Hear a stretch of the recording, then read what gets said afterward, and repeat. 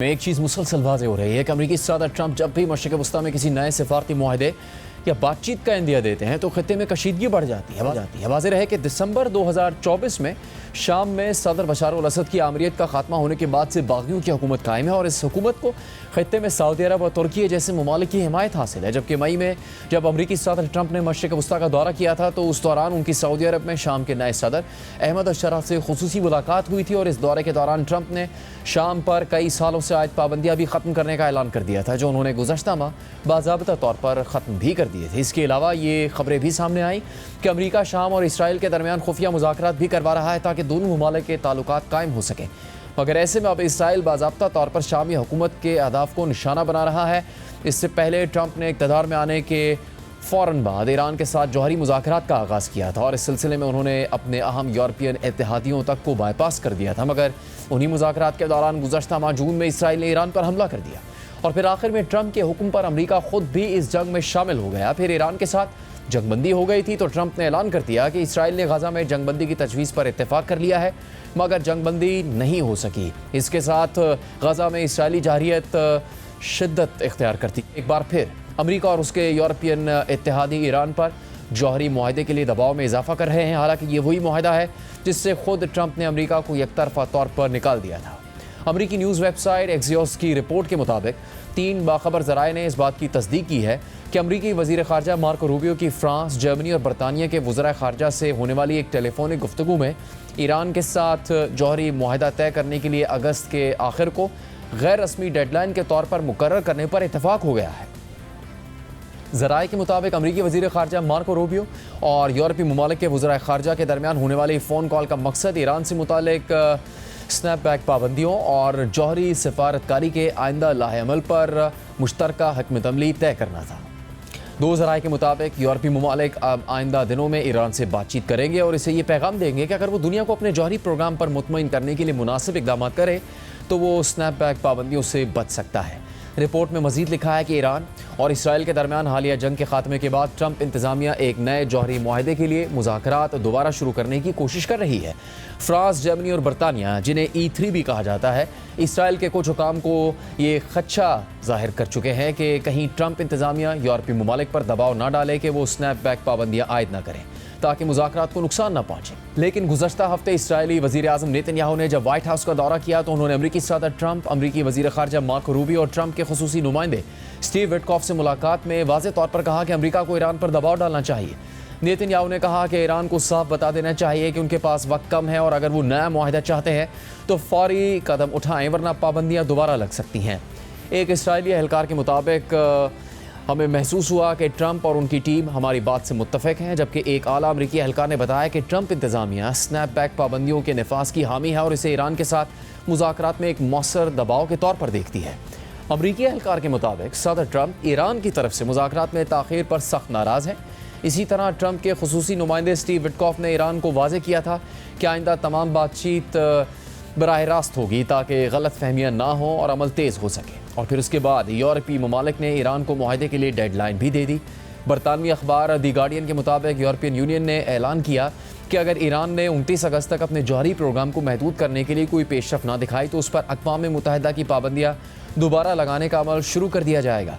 France के वज़ीर ख़ारजा ने यूरोपीय वज़राए ख़ारजा के इजलास में कहा कि फ़्रांस और उसके इत्तेहादी मुकम्मल तौर पर हक़ बजानिब है कि वो इन पाबंदियों को दोबारा नाफिज करें, जिनमें असलहे, बैंक्स और जौहरी आलात की आलमी सतह पर तिजारत और पाबंदियाँ शामिल थीं जो 10 साल पहले हटा ली गई थीं। उन्होंने मज़ीद कहा कि अगर ईरान ने कोई वाज़ेह, अमली और काबिल तस्दीक कमिटमेंट ना की तो हम ये इक़दाम अगस्त के आखिर तक उठाएंगे। रिपोर्ट में मज़ीद लिखा है कि यूरोपीय ममालिक को ईरान के जौहरी प्रोग्राम से काफ़ी हद तक साइड लाइन कर दिया गया था, जबकि अमरीकी सदर ट्रंप ने गुज़श्ता माह ईरान की जौहरी तनसीबात पर हमले का हुक्म दिया और अब यूरोप की ये मदाखलत ईरान के मसले पर अपनी सियासी हैसियत दोबारा कायम करने की कोशिश के तौर पर देखी जा रही है। अगस्त के आखिर की डेडलाइन से एक ऐसा अमल शुरू होगा जो 15 अक्टूबर तक ईरान पर दोबारा पाबंदी आयद करने का सबब बन सकता है। इससे 2015 के जौहरी मुआहदे पर दस्तखत करने वाले यूरोपीय ममालिक यानी बरतानिया, फ्रांस और जर्मनी को ईरान के साथ मुज़ाकरात में एक अहम एडवांटेज हासिल होगा। यूरोपीय ताकतें चाहती हैं कि अक़वाम मुत्तहिदा के जौहरी मुआयनाकार दोबारा ईरान में काम शुरू करें ताकि ये यकीनी बनाया जा सके कि ईरान अमरीकी हमलों के बाद अपना जौहरी प्रोग्राम दोबारा शुरू करने की कोशिश ना करे। वाज़ेह रहे कि 2015 के जौहरी मुआहदे के तहत तयशुदा तरीक़ेकार के मुताबिक मुआहदे में शामिल दीगर ममालिक चीन या रूस स्नैपबैक यानी पाबंदियाँ दोबारा लगाने के अमल को वीटो नहीं कर सकते। अलबत्ता यूरोपीय ममालिक चाहे तो पाबंदियाँ अक्टूबर से आगे तक मौखर कर सकते हैं ताकि मज़ीद मशावरत और बातचीत का वक्त मिल जाए।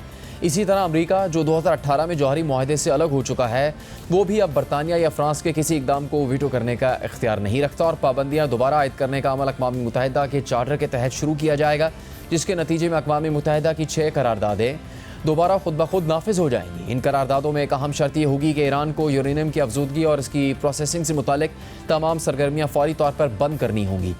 एक और करारदाद ये लाजमी करार दे दी कि अक़वाम मुत्तहिदा के तमाम रुकन ममालिक ईरान को कोई ऐसा सामान, मवाद या टेक्नोलॉजी फराहम ना करें जो जौहरी सरगर्मियों या मिसाइल प्रोग्राम में इस्तेमाल हो सकती हो।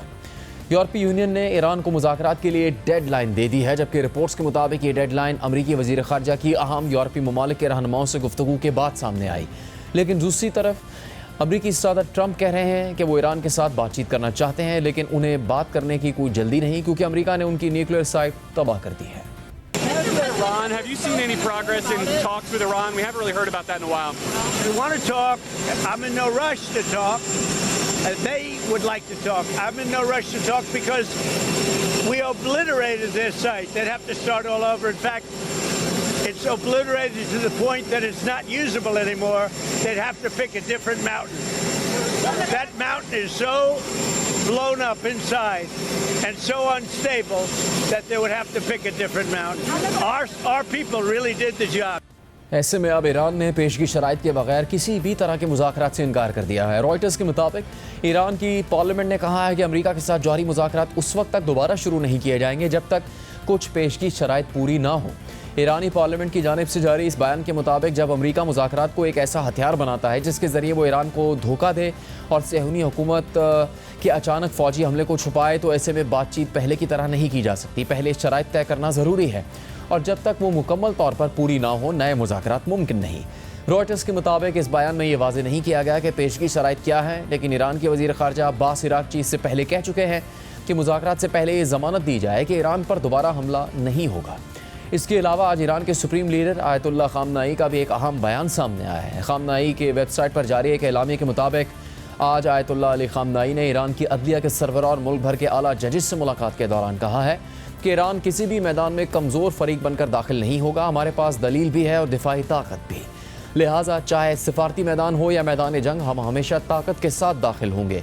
बयान के मुताबिक ईरानी सुप्रीम लीडर ने मज़ीद कहा कि हमारे दुश्मनों ने यह मनसूबा बनाया था कि वो ईरान में मखसूस शख्सियात और मराकज़ को निशाना बनाकर निज़ाम को कमज़ोर कर देंगे, फिर अपने मुनाफिक और बादशाहत पसंद एजेंट्स को मुतहरिक करके सड़कों पर लाएंगे और इस शोरिश के ज़रिए इस्लामी निज़ाम का तख्ता उलट देंगे। लेकिन हकीकत में उसका उलट हुआ और ईरानी अवाम ने दुश्मन की तवक्कुआत के बरक्स माली और जानी कुर्बानियाँ देकर इस्लामी निज़ाम का साथ दिया।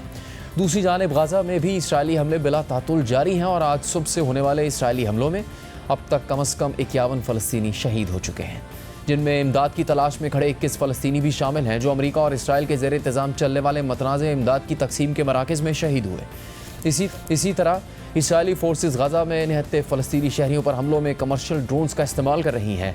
इस हवाले से अल जज़ीरा ने एक रिपोर्ट नशर की है जिसमें ऐसे हमलों की तफसीलात जारी की गई।